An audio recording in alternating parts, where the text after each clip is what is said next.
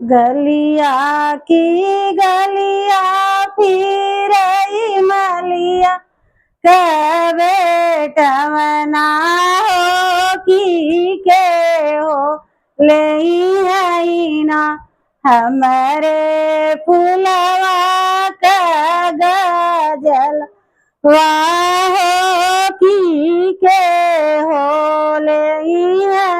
ना अपने मंदिर से बोली विंध्याचल मैया हो कि हम ले बहिना मलिया तोरे फुलवा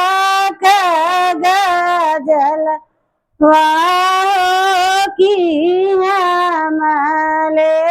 बहिना अपने मंदिर से बोली शीतले मैया की हमले बेना मलिया तोरे फुलवा का गजलवा की हमले बेना गजला तले मैया गले भरी पैरबू की के हो देना हमारे फूलवा कदम हो की के हो देना अपने मंदिर से बोलाई काली मैया की हम ले बहिना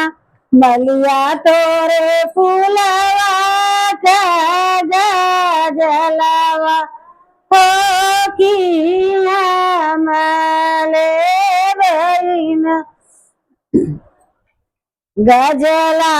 तले मैया गले मेरी पहिरबू की के हो देना हमारे फूलवा कदम आओ की के हो देना अपने मंदिर से बोली करे कई मैया की हमले भई मलिया तोरे फूलवा का गजलवा हो की हमले भईना अपने मंदिर से बोली नैहर के मैया की हमले बहिना मलिया तोरे फूलवा का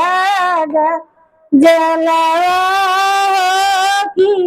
हम गजला तले मैया गले भरी पहिरबू की के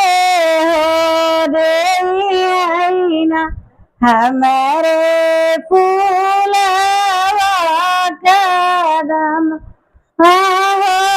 की के हो देना जवने